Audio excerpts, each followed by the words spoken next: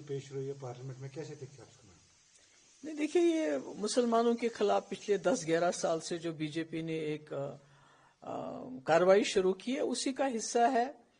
پہلے تو لنچ کرتے تھے، مسجدوں کو توڑتے ہیں، کہیں ان کی دکانیں بند کروا دیتے ہیں۔ تو اب یہ وقف بورڈ کی جو بل لا کے جو ہماری پراپرٹیز ہیں تو اس پہ قبضہ کرنا چاہتے ہیں، جو ہمارے قبرستان ہیں، ہماری زمینیں ہیں جو لوگوں نے وقف کی ہے اللہ تعالیٰ کی راہ میں۔ تو یہ مجھے لگتا ہے یہ مسلمان کو وہ کیا کریں گے،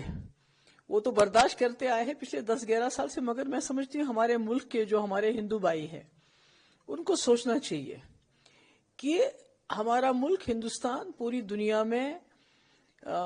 بھائی چارے کی وجہ سے جانا جاتا تھا، گنگا جمنا تہذیب کی وجہ سے جانا جاتا تھا، ایک جمہوری نظام کی وجہ سے جانا، یہاں آئین کی پاسداری، سمویدھان کو لوگ فالو کرتے تھے۔ آج سارا کچرے میں پھینکا جا رہا ہے، اور آج ہمارا ملک جو ایک آدرش ملک ہوتا تھا جس کو لوگ دیکھ کے بولتے تھے کتنا خوبصورت ہے، آج ہمارا ملک جو میانمار ہے جہاں وہ مائنورٹیز کو مسلمانوں کے ساتھ ظلم کرتے ہیں، ان کو نکالتے ہیں، بالکل اسی راہ پہ بی جے پی چل رہی ہے۔ یہ بھول جاتے ہیں کہ آج بی جے پی کی سرکار ہے، کل ان کی سرکار نہیں ہوگی۔ یہاں کانگریس نے 1947 سے 50-60 سال راج کیا اور انہوں نے اس ملک کو سنجو کے رکھا، اکٹھا رکھا۔ یہاں کی جو ہندوؤں کی آبادی ہے اس ملک کی، انہوں نے اس ملک کو اکٹھا رکھا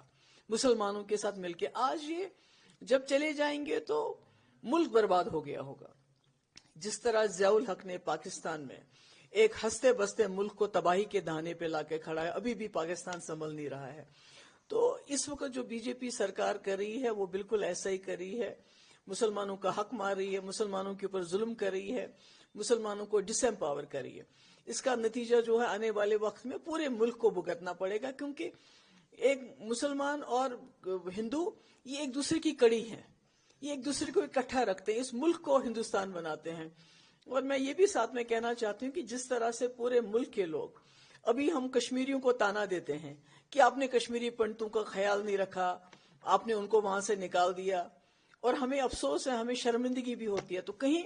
ہمارے ملک کے ہندوؤں کو بھی ایک وقت میں شرمندگی نہ ہو کہ ہم نے مسلمانوں کے ساتھ جب ظلم ہو رہا تھا تو ہم تماشا دیکھ رہے تھے۔ تو مجھے لگتا ہے کہ ہندو لوگوں کو سامنے آ کے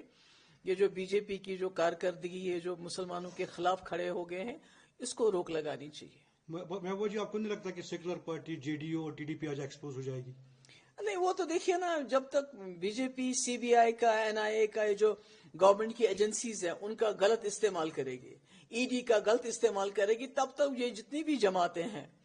چاہے وہ چندر بابو نائیڈو ہو، چاہے نتیش کمار ہو، چاہے کوئی بھی جماعت ہو، جن کو آپ نے دیکھا کہ جو پارٹیاں ان کی بات نہیں مانتی ان پارٹیوں کو نے توڑ دیا، جیسے ادے ٹھاکرے کی پارٹی کو توڑ دیا، کرناٹکا میں پہلے ایک بار توڑ دیا، مدھیہ پردیش میں کیا کیا، راجستھان میں پہلے کیا کیا۔ تو یہ تو